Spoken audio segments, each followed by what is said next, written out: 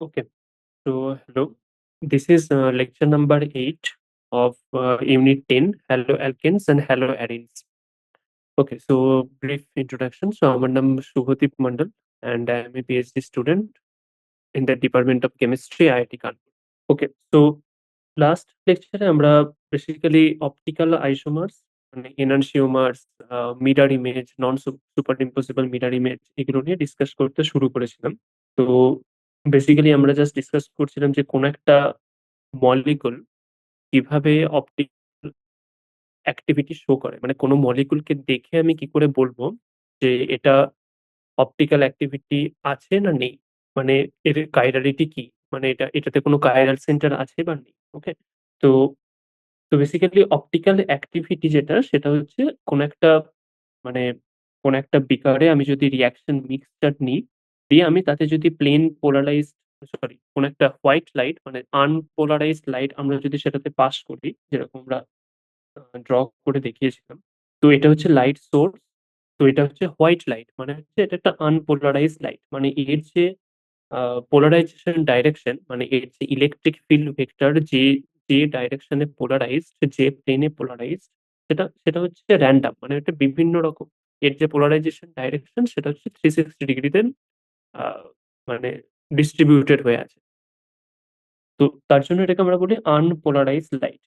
তাও এখন এই আনপোলারাইজড লাইটকে আমি যদি কোনো পোলারাইজার মানে বিভিন্ন ক্রিস্টাল পাওয়া যায়, যেমন নিকল প্রিজম। তো এগুলো পোলারাইজার হিসেবে কাজ করতে পারে। পোলারাইজার এর কাজ কি? যে আমরা যদি ওই পোলারাইজার এর মাধ্যমে আমি যদি আনপোলারাইজড লাইট কে পাস করি, তাহলে সেটা আনপোলারাইজড লাইট কে পোলারাইজড লাইট এ কনভার্ট করে দেয়। মানে তার যে ওই যে লাইটের যে ইলেকট্রিক ফিল্ড ভেক্টর সেটা একটা পার্টিকুলার প্লেনে সেটা পোলারাইজড হয়ে যায়। ওকে? তো সেটাকে আমরা বলি যে পোলারাইজার। তো পোলারাইজার বেসিক্যালি আনপোলারাইজড লাইট থেকে পোলারাইজড লাইট এ কনভার্ট করছে। তো এখন আমি কোন একটা রিঅ্যাকশন মিক্সচার আছে মানে কোন মলিকুলার সলিউশন আছে। তার মধ্য দিয়ে আমি যদি আনপোলারাইজড লাইটকে পাস করাই, সরি প্লেন পোলারাইজড লাইটকে যদি আমি পাস করাই, তাহলে দেখতে পাবো যে কিছু সলিউশন বা কিছু মলিকুল ওই যে প্লেন পোলারাইজড লাইটের যে পোলারাইজেশন ডাইরেকশন সেটাকে ক্লকওয়াইজ বা অ্যান্টি ক্লকওয়াইজ রোটেট করছে। ওকে? তো এই যে রোটেশন মানে যে মলিকুল বা যে মলিকুলার সলিউশন প্লেন পোলারাইজড লাইটের যে পোলারাইজেশন ডাইরেকশন তাকে রোটেট করায় একটা সার্টেন ডিগ্রিতে, সেই মলিকুলকে আমরা বলি যে মানে তার অপটিক্যাল অ্যাক্টিভিটি আছে। মানে সেটা একটা অপটিক্যালি অ্যাক্টিভ মলিকুল। তো এটা কিসের উপর ডিপেন্ড করে? যে কোন একটা মলিকুল অপটিক্যালি অ্যাক্টিভ হবে কি হবে না সেটা কিসের উপর ডিপেন্ড করে? সেটা জাস্ট আমরা দেখিয়েছিলাম আগের লেকচারে যে কোন একটা মলিকুলে যদি অ্যাসিমেট্রিক কার্বন সেন্টার থাকে, হ্যাঁ? তো অ্যাসিমেট্রিক কার্বন মানে কি? যে কার্বনের সাথে তো ৪ টে বন্ড যুক্ত থাকবে। নাও এই ৪ টে বন্ড বা ৪ টে বন্ডের মাধ্যমে ৪ টে অ্যাটম বা ৪ টে গ্রুপ যদি ডিফারেন্ট হয়, তাহলে সেই কার্বন সেন্টারকে আমরা বলব অ্যাসিমেট্রিক কার্বন সেন্টার বা কাইরাল সেন্টার। ওকে? নাও তো যদি কোন মলিকুলে এরকম অ্যাসিমেট্রিক কার্বন সেন্টার বা কাইরাল সেন্টার থাকে, তখনই সেই মলিকুল অপটিক্যালি অ্যাক্টিভ হবে বা অপটিক্যাল অ্যাক্টিভিটি শো করবে। নাও অপটিক্যাল অ্যাক্টিভিটি বা অপটিক্যাল আইসোমার্স অনেক রকমের হয়ে থাকে। যেরকম আ আমরা এনানসিওমার্স বা ডায়াস্টেরিওমার্স ইত্যাদি। তো এনানসিওমার্স আমি কাদেরকে বলি? যে ধরা যাক কোন একটা মলিকুল আছে, তার আমি মিরর ইমেজ নিলাম। ওকে? নাও এই মলিকুল এবং তার মিরর ইমেজকে আমি এরপর একে অপরের উপর সুপার ইম্পোজ করাচ্ছি। ওকে? তো নাও এই মিরর ইমেজটা যদি ওই অরিজিনাল মলিকুলের সাথে সুপার ইম্পোজ হয়ে যায়, তাহলে সেটাকে আমরা বলব যে সুপার ইম্পোজেবল মিরর ইমেজ। ওকে? সেটা হচ্ছে সেম মলিকুল। মানে যদি কোন একটা মলিকুল তার মিরর ইমেজের সাথে সুপার ইম্পোজ করে যাই, সেটাকে আমরা বলি সুপার ইম্পোজেবল মিরর ইমেজ। মানে হচ্ছে সেটা সেম মলিকুল মানে সেটা অপটিক্যালি অ্যাক্টিভ না। বাট এনানসিওমার্স আমি কাদেরকে বলব? যে সমস্ত মলিকুলের ক্ষেত্রে তার মিরর ইমেজটা অরিজিনাল মলিকুলের সাথে সুপার ইম্পোজ করে না। মানে তার যে কনফিগারেশনটা মানে 3D স্পেসে এই যে ৪ টে বন্ড, ৪ টে অ্যাটম বা ৪ টে গ্রুপ যে কার্বন সেন্টারের সাথে অ্যাটাচড হয়ে আছে, তার আমি মিরর ইমেজ নিলাম। দিয়ে সেই যে মিরর ইমেজ নেওয়ার পরে যে কনফিগারেশনটা আমি পেলাম, সেই কনফিগারেশনটা যদি অরিজিনাল কনফিগারেশন এর সাথে সুপার ইম্পোজ হয়ে যায়, মানে একে অপরের উপর বসে যায়। তাহলে আমি বলব যে সেই দুটো কনফিগারেশন একে অপরের এনানসিওমার। সরি, যদি না বসে মানে যদি সুপার ইম্পোজ না করে, নন সুপার ইম্পোজেবল মিরর ইমেজ যদি হয়, তাহলে আমরা বলব যে ওই কনফিগারেশন দুটো একে অপরের এনানসিওমার। ওকে? তো ফর অ্যান এক্সাম্পল আমরা লেফট হ্যান্ড এবং রাইট হ্যান্ড বলেছিলাম। তো বেসিক্যালি এটা ইজিয়েস্ট এক্সাম্পল। আমি যদি লেফট হ্যান্ড নিই, সেটাকে আমি যদি মিররের সামনে রাখি, দিয়ে যে মিরর ইমেজটা পাবো, সেই মিরর ইমেজটা বেসিক্যালি রাইট হ্যান্ড হবে, তাই তো? তো এরপর লেফট হ্যান্ড এবং রাইট হ্যান্ড মানে ওই দুটো মিরর ইমেজ যদি আমি একে অপরের সাথে সুপার ইম্পোজ করি, তাহলে দেখতে পাবো যে একে অপরের সাথে সেটা সুপার ইম্পোজ হচ্ছে না। মানে কি, এটা একটা নন সুপার ইম্পোজেবল মিরর ইমেজ আছে এই কনফিগারেশনের। তার জন্য এই লেফট হ্যান্ড এবং রাইট হ্যান্ড হচ্ছে এনহান্সিওমার্স বা অপটিক্যালি অ্যাক্টিভ। ওকে? দেন আমরা কিছু মলিকিউল নিয়েও ডিসকাস করেছিলাম। তো বেসিক্যালি আজ আমরা আ এখান থেকে শুরু করব। মানে আরেকটা কনসেপ্ট আছে অপটিক্যাল অ্যাক্টিভিটির সাথে যেটা ভীষণভাবে রিলেটেড, সেটা হচ্ছে রেসিমাইজেশন। তো অপটিক্যাল অ্যাক্টিভিটি এটা আমি ডিটারমাইন করছি কিভাবে? যে কোনো একটা molecule that rotates the polarization direction of a plane polarized light clockwise or anti-clockwise। মানে কোনো মলিকিউল যে পোলারাইজেশন ডাইরেকশন, কোনো একটা প্লেন পোলারাইজড লাইটের যে পোলারাইজেশন ডাইরেকশন, সেটাকে ক্লকওয়াইজ বা অ্যান্টি ক্লকওয়াইজ রোটেট করে, সেই মলিকিউলকে আমরা বলবো সেটা হচ্ছে অপটিক্যালি অ্যাক্টিভ। তাই তো? নাও এখন ধরা যাক, মানে এটা কিন্তু মলিকিউল যেটা তার মলিকুলার ফর্মুলাটা কিন্তু সেম। মানে কার্বন সেন্টারের সাথে যে ৪ টে গ্রুপ অ্যাটাচড হয়ে আছে, এনানসিওমার্স এর ক্ষেত্রে সেই ফর্মুলাটা সেম। বাট তাদের 3D স্পেসে অ্যারেঞ্জমেন্ট বা তাদের কনফিগারেশনটা ডিফারেন্ট। ওকে? তার জন্য তাদেরকে আমরা এনানসিওমার্স বলি। নাও এনানসিওমার্স যেটা সেটা হচ্ছে molecule having non superimposable mirror image.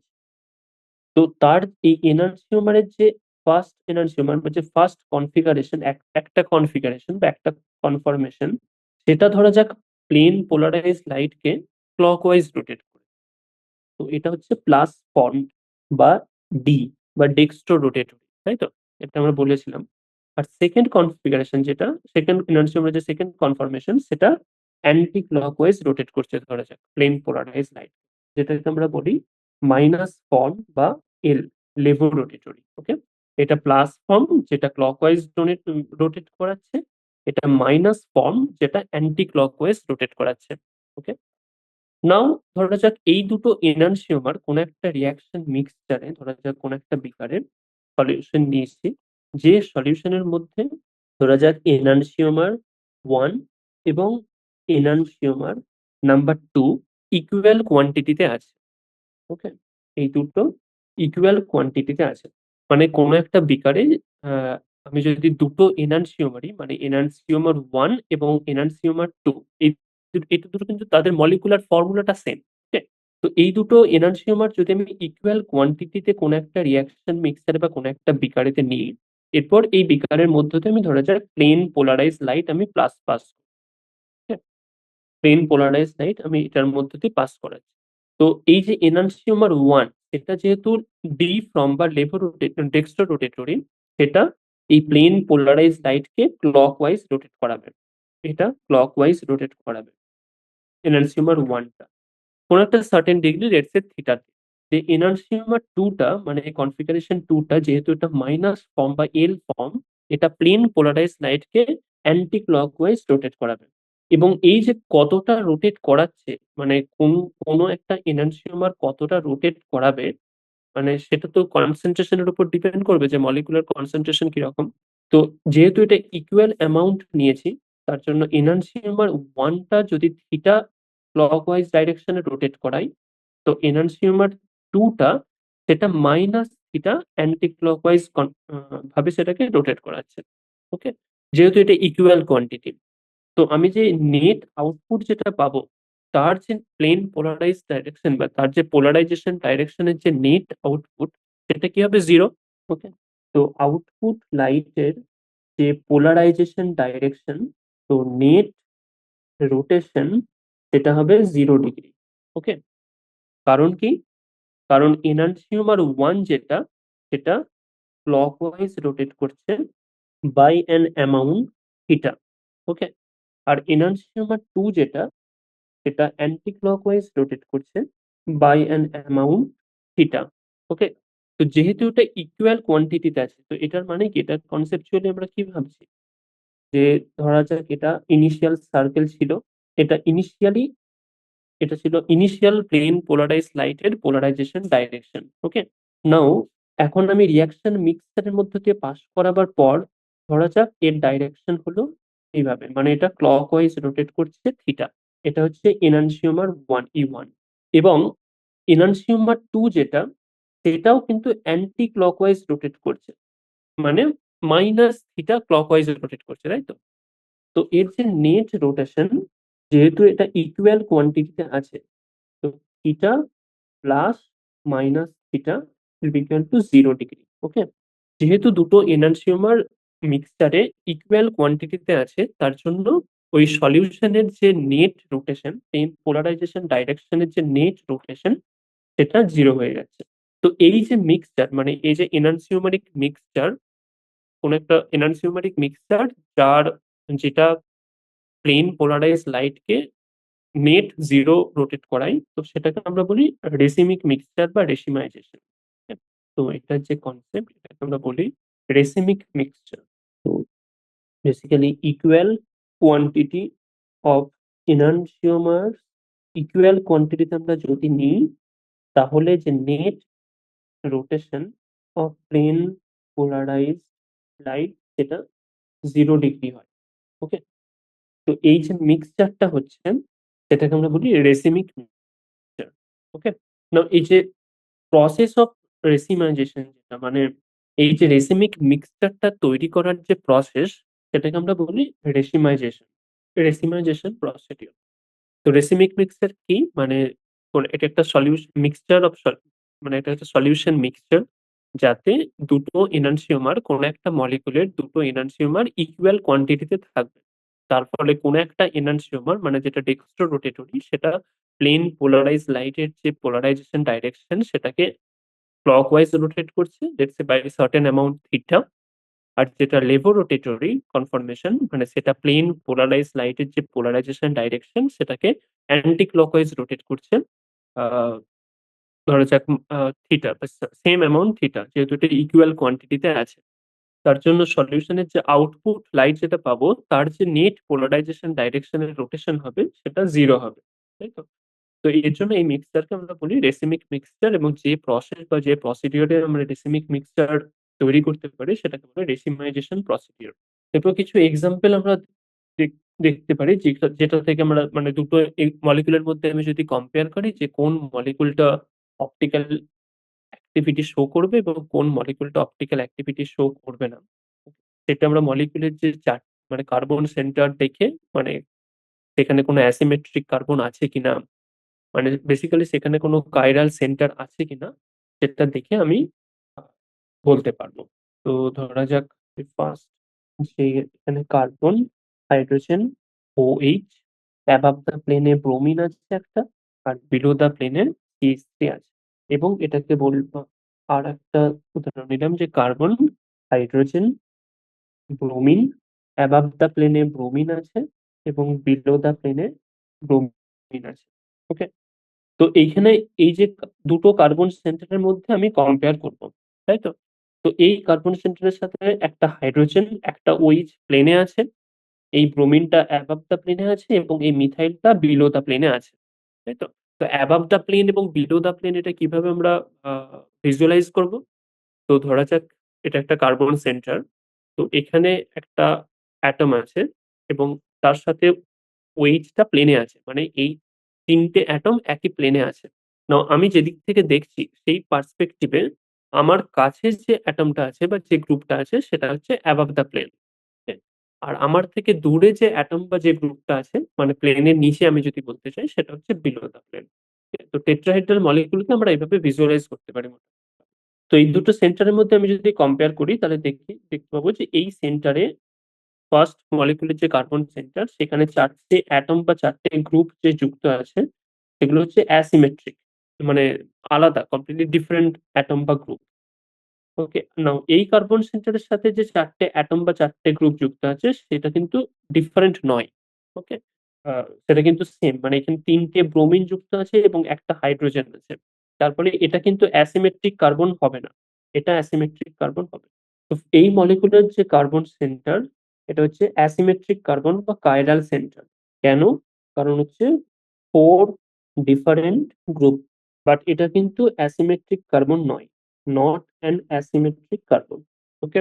তো এভাবে আমরা দুটো মলিকিউলকে কম্পেয়ার করে আমরা বলতে পারি যে কোনটাতে অ্যাসিমেট্রিক কার্বন বা কোনটাতে কাইরাল সেন্টার আছে, কোনটাতে নেই। তো যেটাতে কাইরাল সেন্টার আছে সেখানে সেই কার্বন সেন্টারের সাথে ৪ টে ডিফারেন্ট অ্যাটম বা গ্রুপ যুক্ত থাকবে। ওকে? সেটা থেকে আমি বলতে পারবো যে ওই কার্বন সেন্টারটা হচ্ছে কাইরাল সেন্টার।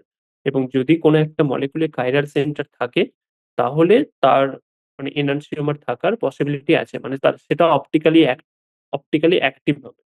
মানে অপটিক্যাল আইসোমার্স থাকবে। ওকে? তো নাও যে next concept, retention of configuration. Okay?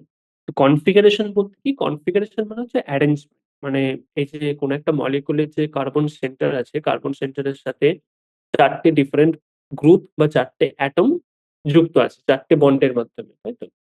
তো ওই যে ৪ টে গ্রুপ বা বন্ড ৪ গ্রুপ বা অ্যাটম কিভাবে 3D স্পেসে অ্যারেঞ্জড হয়ে আছে সেটাকে আমরা বলি তার অ্যারেঞ্জমেন্ট বা কনফিগারেশন।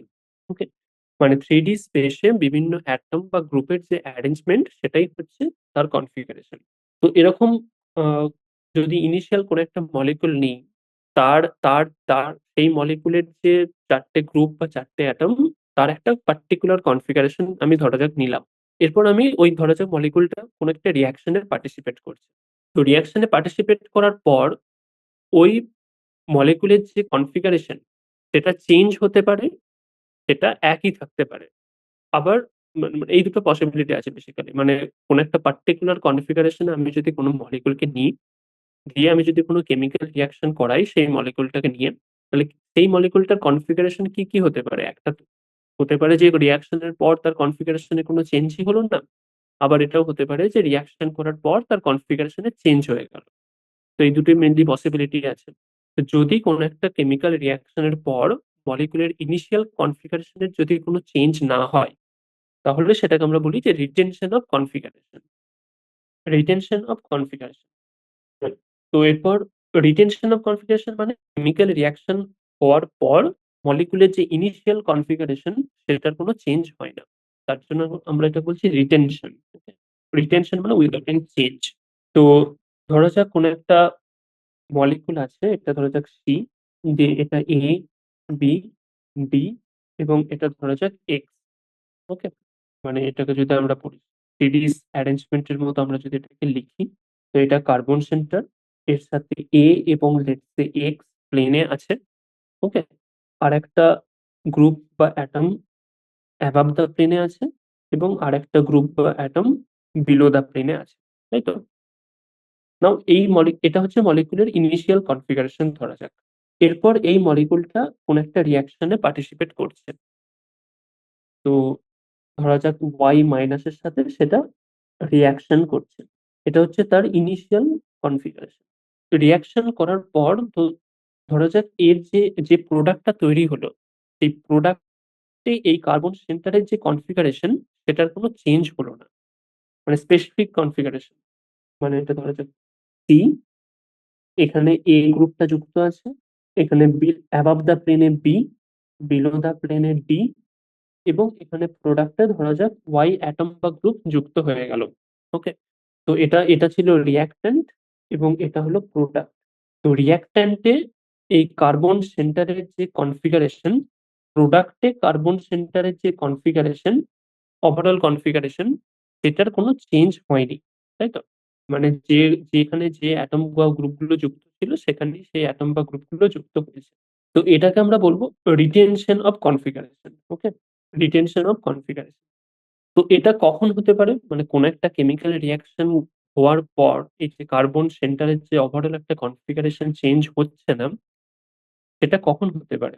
এটা তখন পসিবল যখন যে কার্বন সেন্টার এর আমি কনফিগারেশন দেখছি, মানে যেটা অ্যাসিমেট্রিক কার্বন সেন্টার, সেটার সাথে যে বন্ড মানে সেটা যে বন্ডের সাথে যুক্ত হয়ে আছে, সেই বন্ডে রিঅ্যাকশনটা ধরা যাক হচ্ছে না। তার মানে কি তখন সেই প্রোডাক্টের মধ্যেও যে সেই কার্বন সেন্টারটা আছে তার যে ওভারঅল কনফিগারেশন সেটার কোনো চেঞ্জ হবে না। তাই তো? মানে রিঅ্যাকশন হওয়ার সময় যদি ওই অ্যাসিমেট্রিক কার্বন সেন্টারটা যে বন্ডের সাথে যুক্ত আছে, সেই বন্ডে যদি কোনো রিঅ্যাকশন না হয়, মানে সেই বন্ডটা যদি রিঅ্যাকশন সেন্টারে মানে রিঅ্যাকশন এ যদি পার্টিসিপেট না করে, তাহলে ওই কার্বন সেন্টারের যে কনফিগারেশন, ওভারঅল কনফিগারেশন সেটা রিঅ্যাকট্যান্ট এবং প্রোডাক্ট এ সেম থাকবে। মানে তখন রিটেনশন অফ কনফিগারেশন পসিবল। মানে ফর অ্যান এক্সাম্পল যে ধরা যাক আ C, এটা CH3, এটা above the plane H, CH2 এর সাথে ধরা যাক কোন একটা গ্রুপ OH যুক্ত আছে। নাও এর সাথে CH2, CH3, ওকে? তো এর সাথে আমি HCl এর রিঅ্যাকশন করাচ্ছি ইন প্রেজেন্স অফ হিট। এই যে ডেল্টা সাইন, ডেল্টা মানে হচ্ছে হিট। তো এক্ষেত্রে কি হবে? এখানে HCl তো অ্যাসিড, হাইড্রোক্লোরিক অ্যাসিড। তো সেখান থেকে H+ দেবে। তো H+ এখানে কি? এটা তো অ্যালকোহল একটা। এই যে এটা যে রিঅ্যাকট্যান্ট মলিকিউল, তো এটা হচ্ছে অ্যাসিমেট্রিক কার্বন সেন্টার, ওকে? জাস্ট টু মেনশন, এটা হচ্ছে একটা অ্যাসিমেট্রিক সেন্টার। কেন? কারণ এইখানে যে কার্বন সেন্টারটা আছে, এই যে কার্বন সেন্টারটা তার সাথে ৪ টে ডিফারেন্ট গ্রুপ যুক্ত আছে। তার জন্য এটা একটা অ্যাসিমেট্রিক কার্বন সেন্টার। তো এটা একটা অ্যালকোহল, যেহেতু এখানে OH আছে, এটা একটা অ্যালকোহল। তো হাইড্রোক্লোরিক অ্যাসিড থেকে ১ম এ আমি H+ পাবো। যে H+ টা এই অ্যালকোহলের OH এর সাথে রিঅ্যাক্ট করে OH2+ তৈরি করবে। তাই তো? যখন এটা OH2+ তৈরি করল, তো তারপর এটা এই বন্ডটা ব্রেক করে H2O বাইরে বেরিয়ে চলে যাবে। দিয়ে এটা তখন মাইনাস ক্রিয়েট হবে। দেন সলিউশন এ যে Cl- আছে, সেই Cl- এখানে অ্যাটাক করবে। ওকে? তো এখানে যে প্লাস সাইন ক্রিয়েট হবে। তো বেসিক্যালি কোন বন্ডটা ব্রেক করছে? মানে রিঅ্যাকশন এ কোন বন্ডটা পার্টিসিপেট করছে? এই বন্ডটা, এই যে CH2 এবং OH এর মধ্যে যে বন্ডটা আছে সেই বন্ডটা রিঅ্যাকশন এ পার্টিসিপেট করছে। বাট আমার অ্যাসিমেট্রিক কার্বন সেন্টার কোনটা? এইখানে। এটা হচ্ছে অ্যাসিমেট্রিক কার্বন সেন্টার। তো এই যে বন্ডটা, এটা তো রিঅ্যাকশন এ পার্টিসিপেট করছে না।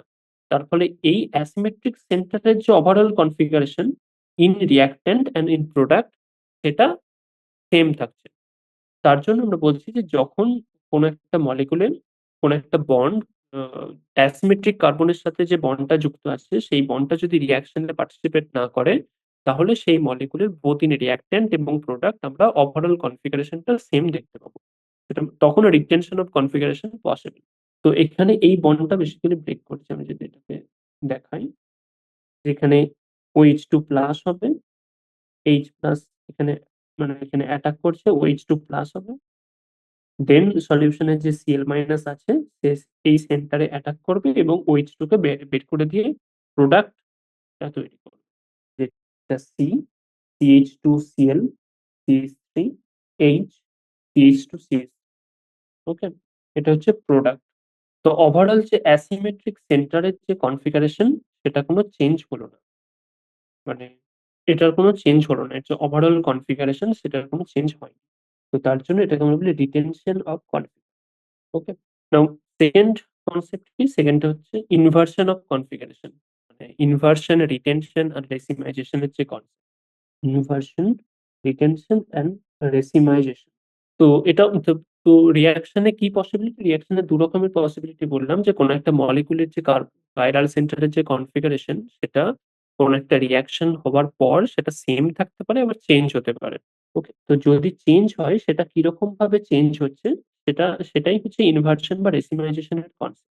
তো বেসিক্যালি ধরা যাক কোন একটা অ্যাসিমেট্রিক কার্বন সেন্টার আছে, যেটা এটা হচ্ছে C2H5 অন দ্য প্লেনে আছে। এটা একটা লিভিং গ্রুপ যেটাও অন দ্য প্লেনে আছে, এবং অ্যাবভ দ্য প্লেনে ধরা যাক CH3, এবং বিলো দ্য প্লেনে ধরা যাক হাইড্রোজেন আছে। ওকে?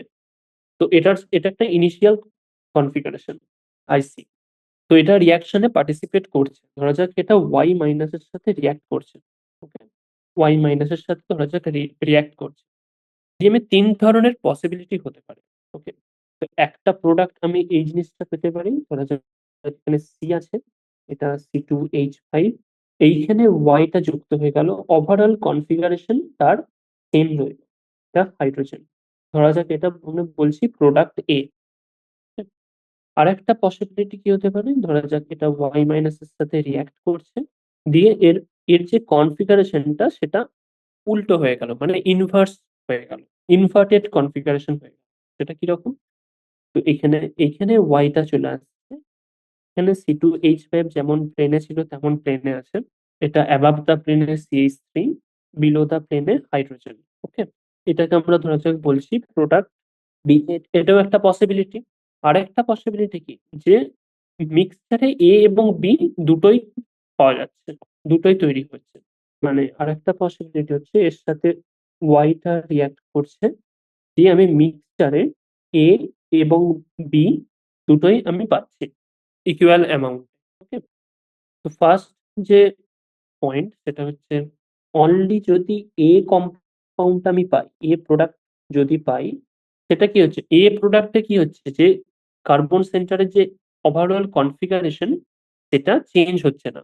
ওকে, তো এটা হচ্ছে রিটেনশন অফ কনফিগারেশন, এটা হচ্ছে রিটেনশন। সেকেন্ড পয়েন্টে হচ্ছে যদি অনলি বি প্রোডাক্টটা যদি আমরা পাই, বি প্রোডাক্টের ক্ষেত্রে আমরা যদি দেখতে পাবো যে রিঅ্যাকট্যান্টে যে কার্বন সেন্টারের কনফিগারেশন ছিল সেটা প্রোডাক্ট বি তে যেয়ে ইনভার্স হয়ে গেছে, মানে উল্টো হয়ে গেছে। ওকে, তো এটা দেখতেই পাচ্ছি যে এটা উল্টো হয়ে গেছে, মানে অনেকটা মিরর ইমেজের মতো বিহেভ করছে। তো এই যে ইনভার্টেড হয়ে গেল কনফিগারেশনটা রিঅ্যাকট্যান্ট থেকে প্রোডাক্টে, সেটাকে আমরা বলি ইনভার্সন অফ কনফিগারেশন। ওকে, আর থার্ড পসিবিলিটিটা হচ্ছে যদি আমরা এ এবং বি মিক্সচারটা যদি পাই, মিক্সচারে যদি এ এবং বি দু রকমের প্রোডাক্টই আমরা যদি পাই, মানে রিটেনশন এবং ইনভার্সন প্রোডাক্ট দুটোই যদি আমরা ইকুয়াল অ্যামাউন্টে পাই, মানে যদি আমরা 50-50 মিক্সচার পাই, তাহলে both A and B product are of them. Okay, এটার আবার দু রকমের ভাগ আছে। ওকে, তো একটা হচ্ছে যদি 50-50 মিক্সচার যদি আমরা পাই, 50 মানে যদি ইকুয়াল অ্যামাউন্টে যদি এ এবং বি দুটো প্রোডাক্টই আমরা যদি পাই, তাহলে সেটা তার যে নেট রোটেশন, সলিউশনের যে পোলারাইজেশন ডাইরেকশনের যে নেট রোটেশন সেটা 0 হবে, তাই তো? তো এটা তখন রেসিমিক মিক্সচার হয়ে যাবে। আর যদি ধরা যাক কোনো একটা প্রোডাক্ট বেশি পাচ্ছি, কোনো একটা প্রোডাক্ট কম পাচ্ছি, মানে ধরা যাক এটা যদি আমি 20:80 পাই, তাহলে এটা রেসিমিক মিক্সচার হবে না, কারণ এর যে নেট রোটেশন সেটা কিসের উপর ডিপেন্ড করবে, যে কনফিগারেশনটা বা যে প্রোডাক্টটা বেশি পরিমাণে আছে সেটার উপর ডিপেন্ড করবে। মানে যেটা 80% যে বি প্রোডাক্ট তৈরি হয়েছে সেটা তো বেশি রোটেট করাবে, মানে সেটা ধরা যাক θ1 ডিগ্রিতে রোটেট করালো, আর 20% যে এর কনফিগার প্রোডাক্টটা আছে সেটা ধরো θ2 রোটেট করলো, তাহলে যে সলিউশনের যে নেট কনফিগারেশন হবে সেটা θ2 মাইনাস θ1 হবে। ওকে, তো এটা হচ্ছে রেসিমিক মিক্সচার, হচ্ছে যদি 50-50 থাকে তাহলে সেটা হচ্ছে রেসিমিক মিক্সচার, তার যে নেট রোটেশন সেটা হবে 0 ডিগ্রি। নাও এখন যদি আমরা ওই যে সাবস্টিটিউশন রিঅ্যাকশন যেগুলো পড়ছিলাম, যে নিউক্লিওফিলিক সাবস্টিটিউশন রিঅ্যাকশন SN1 এবং SN2, তার যে মেকানিজম আমরা দেখেছিলাম, সেই সাবস্টিটিউশন রিঅ্যাকশনের ফলে যে প্রোডাক্ট আমরা পাই সেটা কি ধরনের প্রোডাক্ট পাবো, সেটা রিটেনশন প্রোডাক্ট পাবো, না ইনভার্টেড কনফিগারেশন নিয়ে প্রোডাক্ট পাবো, না সেটাতে রেসিমিক মিক্সচার পাবো, সেটা সেটা কি ধরনের প্রোডাক্ট আমরা পাবো যদি আমরা ইনিশিয়াল কোনো কাইরাল সেন্টার দিয়ে শুরু করি। ওকে, SN1 and SN2 রিঅ্যাকশন। তো SN2 রিঅ্যাকশনে কি ছিল, SN2 রিঅ্যাকশন খুব ইজি, মানে তার যে মেকানিজম আমরা দেখেছিলাম, যে কোন একটা কার্বন সেন্টার আছে, মানে কোন একটা হ্যালো অ্যালকেন কম্পাউন্ড আছে, ধরা যাক এটা সি, এর সাথে এটা এইচ, এবং এটা ধরা যাক এক্স, অ্যাবাভ দ্য প্লেনে ধরা যাক CH3, এবং বিলো দ্য প্লেনে ধরা যাক C2H5 আছে। ওকে, নাও এটাতে এক্সটা হচ্ছে লিভিং গ্রুপ, এখানে যে এক্সটা সেটা হচ্ছে লিভিং গ্রুপ, এটা হচ্ছে লিভিং গ্রুপ। ওকে, মানে যেটা বাইরে বেরিয়ে চলে যাবে। তো এখন আমি যদি কোনো নিউক্লিওফাইল ওয়াই মাইনাস নিই, সেটা SN2 রিঅ্যাকশনের ফলে কি, SN2 রিঅ্যাকশনেতে কি করে, সেটা ব্যাক সাইড অ্যাটাক করে, মানে যেদিক থেকে লিভিং গ্রুপ বেরিয়ে চলে যাচ্ছে তার ব্যাক সাইড থেকে ওয়াই মাইনাস অ্যাটাক করবে। ওকে, তো এদিক থেকে ওয়াই মাইনাস ব্যাক সাইড থেকে অ্যাটাক করছে এবং এদিক থেকে এক্স মাইনাস বেরিয়ে চলে যাচ্ছে। ওকে, তো যেহেতু এটা ব্যাক সাইড অ্যাটাক করছে, মানে জাস্ট এটা পেছন দিক থেকে জাস্ট অ্যাপ্রোচ করছে না, যেদিক থেকে লিভিং গ্রুপ বেরিয়ে যাচ্ছে তার অপোজিট দিক থেকে ওয়াই মাইনাস নিউক্লিওফাইল কার্বন সেন্টারের দিকে অ্যাপ্রোচ করছে এবং তাকে ধর এক্স কে বের করে দিচ্ছে। তো যেহেতু একটু ব্যাক সাইড অ্যাটাক করছে তার জন্য এর যে কনফিগারেশন হবে যেটা প্রোডাক্ট পাবো, সেই প্রোডাক্টে কার্বন সেন্টারের যে কনফিগারেশন হবে সেটা ইনভার্টেড হয়ে যাবে। ওকে? মানে এটা জাস্ট ভিজুয়ালাইজ করতে পারছি যে কোনো একটা ইনিশিয়াল কনফিগারেশন ছিল, তার একটা দিকে লিভিং গ্রুপ আছে।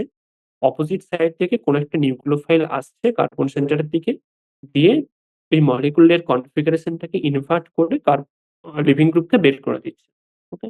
তো এর যে কনফিগারেশনটা পাবো সেটা হচ্ছে হাইড্রোজেন, এখানে Y, অ্যাবাভ দ্য প্লেনে আমি CH3 পাচ্ছি এবং বিলো দ্য প্লেনে যেটা ছিল C2H5।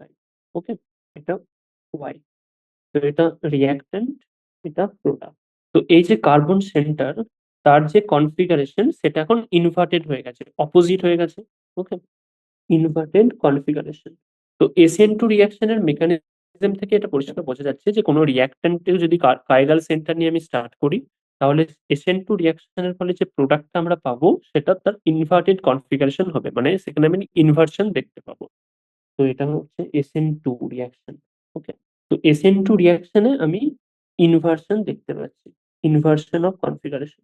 নাও এখন SN1 রিঅ্যাকশন যদি দেখি, SN1 রিঅ্যাকশনে কি? ধরো ধরা যাক এখানে কার্বন সেন্টার আছে। কার্বন সেন্টারে এখানে অন দা প্লেন হাইড্রোজেন, এখানে X হচ্ছে leaving group, above the plane methyl, below the plane C2H5। এখন SN1 রিঅ্যাকশনে কি হয়? প্রথমে এটা টু স্টেপ প্রসেস। তো আমরা ডিটেলসে ডিসকাসও করেছি। তো প্রথমে লিভিং গ্রুপ বেরিয়ে চলে যাবে। মানে প্রথমে একটা কার্বোক্যাটায়ন জেনারেট হবে। তাই তো? কার্বোক্যাটায়ন জেনারেট হচ্ছে মানে কি? মানে প্রথম ওই যে কার্বন সেন্টার সেখানে পজিটিভ চার্জ জেনারেট হচ্ছে। মানে সেটা এখন sp3 আগে হাইব্রিডাইজ ছিল। এখন সেটা sp2 হাইব্রিডাইজড হয়ে যাচ্ছে। sp2 হাইব্রিডাইজ মানে কি? সেটা একটা প্ল্যানার কনফিগারেশনে চলে আসছে। মানে ধরা যাক এটা কোনো একটা প্লেনে তার সাথে হাইড্রোজেন এবং দুটো গ্রুপ যুক্ত আছে একই প্লেনে। ওকে? তো প্রথমে কি হচ্ছে? প্রথমে এখান থেকে লিভিং গ্রুপটা বেরিয়ে চলে যাচ্ছে। যে মাইনাস এক্স মাইনাস হয়ে যাচ্ছে। ওকে? দিয়ে কার্বোক্যাটায়ন জেনারেট হচ্ছে। কার্বোক্যাটায়ন, এটা হাইড্রোজেন মানে এক্স, অ্যাবাভ দ্য প্লেনে CH3, বিলো দ্য প্লেনে সরি কার্বোক্যাটায়ন যেটা জেনারেট হবে সেটা প্ল্যানার হবে, তাই তো? মানে এখানে হাইড্রোজেন CH3 C2H5, এটা প্লাস। এই যে কার্বনটা, এটা কিন্তু এখন sp2 হাইব্রিডাইজ। এটা একটা প্ল্যানার কনফিগারেশন। ঠিক আছে? এখন এটার পর কোন একটা নিউক্লিওফাইল Y মাইনাস এর সাথে রিঅ্যাক্ট করবে। ওকে? এখন নিউক্লিওফাইল Y মাইনাস আছে। তো এটা যেহেতু প্লেনার, মানে একটা প্লেনে আছে কার্বোক্যাটায়নটা, তো এখন Y মাইনাস কি করবে? দুটো দিক থেকেই অ্যাটাক করতে পারে। মানে ধরা যাক একটা পেপারে এই কার্বোক্যাটায়নটা পুরোটা আছে। তো পেপারের তো এবার দুটো সাইড থেকে Y মাইনাস অ্যাটাক করতে পারবে। তো Y মাইনাস এদিক থেকেও অ্যাটাক করতে পারবে, আবার Y মাইনাস এদিক থেকেও অ্যাটাক করছে, আবার যে Y মাইনাস সেটা এদিক থেকেও অ্যাটাক করতে পারছে। ঠিক আছে? তার ফলে আমি দু ধরনের প্রোডাক্টই পাবো ইকুয়াল অ্যামাউন্টে। যেহেতু এটা এই যে ইকুয়াল প্রবাবিলিটি আছে না, মানে দুদিক থেকে যে অ্যাটাক করার প্রবাবিলিটি সেটা তো ইকুয়াল। যেহেতু এটা প্লেনে আছে, দুটো প্লেনই তো, প্লেনের দুটো দিকই তো ইকুইভ্যালেন্ট, তার জন্য প্রবাবিলিটিও সেম। তো আমি যে দু ধরনের যে প্রোডাক্ট পাবো সেটা কিন্তু ইকুয়াল অ্যামাউন্ট আমি পাবো। তো যদি এটা এদিক থেকে অ্যাটাক করে, যদি এটা এদিক থেকে অ্যাটাক করে, লেফট সাইড থেকে যদি অ্যাটাক করে, তাহলে যে আমি কনফিগারেশনটা পাচ্ছি সেটা হচ্ছে সি, হাইড্রোজেন, অ্যাবাভ দ্য প্লেনে CH3, বিলো দ্য প্লেনে C2H5 এবং এখানে ওয়াইটা পাচ্ছি। ওকে? এটার হচ্ছে কার্বন সেন্টার আর এটা হচ্ছে ওয়াই। আর যদি রাইট হ্যান্ড সাইড থেকে যদি অ্যাটাক করে, তাহলে আমি কি ধরনের প্রোডাক্ট পাচ্ছি? সি, হাইড্রোজেন, অ্যাবাভ দ্য প্লেনে CH3, বিলো দ্য প্লেনে C2H5 এবং এখানে আমি ওয়াইটা পাচ্ছি। ওকে? তো এই যে প্রোডাক্ট আমি পাচ্ছি, এটা কি হলো? এটাতে আমি ইনভার্সন অফ কনফিগারেশন পাচ্ছি কম্পেয়ার টু রিঅ্যাকট্যান্টের কনফিগারেশন, তাই তো? রিঅ্যাকট্যান্টের যেটা কনফিগারেশন ছিল, এই কনফিগারেশনটা সেটা হচ্ছে ইনভার্টেড কনফিগারেশন। আর এই যে কনফিগারেশনটা পাচ্ছি, সেটা সাথে যদি রিঅ্যাকট্যান্টের কনফিগারেশন আমি কম্পেয়ার করি, সেটা দেখতে পাবো যে রিটেনশন অফ কনফিগারেশনটা সেম। ওকে? তো এটা যদি আমরা বলি যে এটা প্রোডাক্ট এ, এবং এটা প্রোডাক্ট বি। এ প্রোডাক্টটা যেটা হচ্ছে সেটা হচ্ছে ইনভার্টেড কনফিগারেশন, ইনভার্সন। বি প্রোডাক্টটা যেটা সেটা হচ্ছে retention. Retention to what? Compare to reactant configuration. তো এটা রিঅ্যাক্ট্যান্ট কনফিগারেশন, এটা ইনভার্টেড কনফিগারেশন, এটা হচ্ছে রিটেনশন অফ কনফিগারেশন। ওকে। তো SN1 রিঅ্যাকশন যেহেতু টু স্টেপ এবং যেহেতু এটা কার্বোক্যাটায়নের মধ্য দিয়ে যাচ্ছে এবং কার্বোক্যাটায়ন যেহেতু প্ল্যানার, তো ওয়াই মাইনাস বা নিউক্লিওফাইলের অ্যাটাক করার দুদিক থেকে অ্যাটাক করার প্রবাবিলিটিটা সেম। তার জন্য আমি দু ধরনের প্রোডাক্ট, রিটেনশন এবং ইনভার্সন, দু ধরনের প্রোডাক্টই আমি পাবো উইথ ইকুয়াল অ্যামাউন্ট। ওকে। এটা কিন্তু SN1 রিঅ্যাকশন, SN1, আর এটা হচ্ছে SN2, এটা SN2 আর এটা হচ্ছে SN1। ওকে। তো তো যে মেন যে মেসেজ সেটা হচ্ছে SN2 রিঅ্যাকশনে আমি ইনভার্সন অফ কনফিগারেশন আমি দেখতে পাচ্ছি। আর SN1 রিঅ্যাকশনে আমি রেসিমিক মিক্সচার পাচ্ছি। কেন? রেসিমিক মিক্সচার এজন্য পাচ্ছি কারণ আমি দুটো কনফিগারেশন মানে ইনভার্টেড প্রোডাক্ট এবং রিটেনশন কনফিগারেশন নিয়ে যে প্রোডাক্ট সেটা আমি ইকুয়াল অ্যামাউন্ট আমি পাচ্ছি। ওকে। তার জন্য এটা আমি রেসিমিক মিক্সচার পাবো। মানে যদি আমি কাইরাল সেন্টার নিয়ে স্টার্ট করি, এখানে আমি both inversion and retention product if start from a chiral molecule. ওকে। তো এটা হচ্ছে মেইন।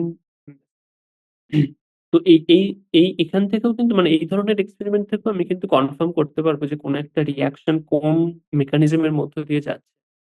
মানে সেটা SN2 রিঅ্যাকশন মানে এলিমিনেশন রিঅ্যাকশন আমি ধরা যাক বুঝতে পারছি। কিন্তু কোন ধরনের সরি সাবস্টিটিউশন রিঅ্যাকশন সেটা আমি বুঝতে পারছি। বাট কোন ধরনের সাবস্টিটিউশন রিঅ্যাকশন মানে সেটা SN2 রিঅ্যাকশন এর মধ্য দিয়ে যাচ্ছে না SN1 রিঅ্যাকশন এর মধ্য দিয়ে যাচ্ছে সেটা আমরা এই ধরনের এক্সপেরিমেন্ট থেকে মানে প্লেন পোলারাইজড লাইট এর যে রোটেশন সেখান থেকেও আমি কিন্তু বুঝতে পারব। তারপরে নেক্সট যে কনসেপ্ট সেটা হচ্ছে elimination reaction. Elimination reaction particularly beta elimination. কেন? বিটা মানে কি? মানে ধরা যাক কোনো অ্যালকিল হ্যালাইড আমি নিলাম, মানে কোনো অ্যাল অ্যাল হ্যালো অ্যালকেন কম্পাউন্ড আমি নিলাম। ধরা যাক এখানে কার্বন আছে, এখানে কোনো একটা গ্রুপ যুক্ত আছে, এটার সাথে কোনো একটা গ্রুপ যুক্ত আছে, এখানে ধরা যাক হাইড্রোজেন যুক্ত আছে এবং আরেকটা কার্বন তার পাশের কার্বনের সাথে ধরা যাক কোনো লিভিং গ্রুপ X যুক্ত আছে এবং এখানে কোনো গ্রুপ যুক্ত আছে। ওকে? তো ধরা যাক এটা হাইড্রোজেন, এটা হচ্ছে লিভিং গ্রুপ। এখন আলফা, বিটা কার্বন মানে কি? মানে এটা X টা তো লিভিং গ্রুপ, এটা হচ্ছে লিভিং লিভিং গ্রুপটা যে কার্বনের সাথে যুক্ত হয়ে থাকে সেটা হচ্ছে আলফা কার্বন। তো এই যে কার্বন সেন্টারটা সেটা হচ্ছে আলফা। আর তার যে পাশের কার্বন সেটাকে আমরা বলি বিটা কার্বন। এরকম করে আলফা, বিটা, গামা, ওমেগা ইত্যাদি। মানে গামা হবে তার পরেরটা, ওমেগা হবে তার পরেরটা। তো এই যে বিটা কার্বনের সাথে যদি কোনো হাইড্রোজেন যুক্ত থাকে মানে কোনো হ্যালো অ্যালকেন কম্পাউন্ডে বিটা কার্বন তো এইটা, বিটা কার্বনের সাথে যদি কোনো হাইড্রোজেন অ্যাটম যুক্ত থাকে তাহলে এরপর ধরা যাক কোনো বেস বা কোনো নিউক্লিওফাইল আমি নিয়েছি রিঅ্যাকশনে। ধরা যাক কোনো বেস আছে। তো বেস কি করবে? এই বিটা হাইড্রোজেন থেকে মানে বিটা কার্বনে যে হাইড্রোজেনটা যুক্ত আছে সেটাকে আমরা বলি বিটা হাইড্রোজেন। তো বেসটা এই বিটা হাইড্রোজেনকে মানে এটার সাথে রিঅ্যাক্ট করবে। মানে বেসিক্যালি একে টেনে নেবে। মানে বিটা হাইড্রোজেনকে সে নিয়ে নিল। তার ফলে কি হবে? এই বন্ডটা এখানে এসে পড়লো। মানে এর যে ইলেকট্রন গুলো এখানে এসে পড়লো এবং লিভিং গ্রুপটা বেরিয়ে যাচ্ছে। মানে বেস এই বিটা হাইড্রোজেনকে নিচের দিকে নিয়ে এখানে একটা ডবল বন্ড ফর্ম করবে এবং এই লিভিং গ্রুপটা বেরিয়ে চলে যাবে। এটাকে আমরা বলি যে বিটা হাইড্রোজেন এলিমিনেশন। কি হচ্ছে বেসিক্যালি কোনো বেস আছে বি মাইনাস, সেটা এই হাইড্রোজেনটাকে অ্যাকসেপ্ট করছে। মানে সে বেস তো হাইড্রোজেন নিতে চাইবে H প্লাস হিসাবে। তো যখন এটা সে H প্লাস হিসাবে নিয়ে নিল, এই যে বন্ডের যে এই যে বন্ড CH বন্ডের যে ইলেকট্রন ডেনসিটি সেটা কি হবে? সে এখানে দেবে। তো সে এখানে দিল ইলেকট্রনটাকে। ইলেকট্রনটাকে দেওয়ার ফল কি হলো? এখানে তো কার্বন এখন ভ্যালেন্সি ৫ হয়ে গেছে। তো তার ফলে আর এখান থেকে বন্ডটা এই যে লিভিং গ্রুপের যে বন্ড সেটা ব্রেক করে যাবে। দিয়ে লিভিং গ্রুপ বাইরে বেরিয়ে চলে যাবে। এটা বাইরে বেরিয়ে চলে গেল। তো এখান থেকে যে আমি প্রোডাক্ট পাচ্ছি সেটা কি? Carbon, carbon double bond. Okay? Plus BH plus X minus. তো এটা ডবল বন্ড একটা প্রোডাক্ট পাচ্ছি। Double bond. এটাকেই বলা হয় বিটা হাইড্রোজেন এলিমিনেশন। মানে কোনো হ্যালো অ্যালকেন কম্পাউন্ডের বিটা কার্বনে যদি হাইড্রোজেন যুক্ত থাকে, তো আমি যদি রিঅ্যাকশনে কোনো বেস বা নিউক্লিওফাইল আমি যদি নিই, তাহলে বেস ওই হাইড্রোজেনটাকে অ্যাকসেপ্ট করে তার ইলেকট্রন ডেনসিটি দিয়ে carbon carbon double bond form করতে পারে। এটাকে আমরা বলি যে বিটা হাইড্রোজেন এলিমিনেশন। ওকে। না, বিটা হাইড্রোজেন যদি কোনো হ্যালো অ্যালকেন কম্পাউন্ডে একের বেশি যদি বিটা হাইড্রোজেন থাকে, তাহলে তো কি মানে অনেক রকম প্রোডাক্ট আমি পেতে পারি। মানে বিটা হাইড্রোজেন যদি ধরা যায় দু রকমের আছে, দু রকমই থাকতে পারে বা দু তিন রকমের। তো যদি বিভিন্ন রকমের বিটা হাইড্রোজেন থাকে, তাহলে আমি সব রকমের প্রোডাক্টই পেতে পারি। এবং কোন একটা প্রোডাক্ট আমি মেজর প্রোডাক্ট পাবো, কোন একটা প্রোডাক্ট আমি মাইনর প্রোডাক্ট পাবো। কোনটা মেজর প্রোডাক্ট পাবো, যে সেটা ডিপেন্ড করবে যে এই যে ডবল বন্ডের যে প্রোডাক্টটা তৈরি হলো, কার্বন কার্বন ডবল বন্ড নিয়ে যে প্রোডাক্টটা তৈরি হলো, সেই ডবল বন্ডের দুটো যে কার্বন, সেই কার্বনের চারপাশের যদি বেশি প্লাস আই যুক্ত গ্রুপ, যদি যদি গ্রুপ যুক্ত থাকে, বেশি গ্রুপ, তাহলে সেই প্রোডাক্টটা মেজর প্রোডাক্ট হবে। মানে যদি মানে বেশি গ্রুপ যুক্ত যদি ডবল বন্ড তৈরি হয়, তাহলে সেটা মেজর প্রোডাক্ট হবে। যদি হাইড্রোজেন থাকে বেশিরভাগ, তাহলে সেটা মাইনর প্রোডাক্ট পাবো। ওকে, তো এগুলো আমরা ডিটেলস এর যে মেকানিজম, ডিটেলস আমরা নেক্সট ক্লাসে ডিসকাস করবো। তো এটাই বেসিক্যালি বিটা হাইড্রোজেন এলিমিনেশন। মানে বিটা কোনো একটা হ্যালো অ্যালকেন কম্পাউন্ডের বিটা কার্বনে যদি হাইড্রোজেন থাকে, তাহলে কোনো বেস বা নিউক্লিওফাইল তাকে অ্যাটাক করে carbon carbon double bond form করতে পারে। তো যেহেতু এটা বিটা কার্বন থেকে হাইড্রোজেন এলিমিনেট হয়ে যাচ্ছে, তার জন্য এটাকে আমরা বলি বিটা হাইড্রোজেন এলিমিনেশন। ওকে। ওকে, সো নেক্সট ক্লাসে আমরা এর ডিটেলস, এর মেকানিজম নিয়ে ডিসকাস করব। দেন আমরা অ্যারোমেটিক হ্যালো অ্যারিন যে কম্পাউন্ড, তারা কি কি রিঅ্যাকশনে পার্টিসিপেট করে, সেগুলো আমরা দেখব। ওকে, থ্যাংকস।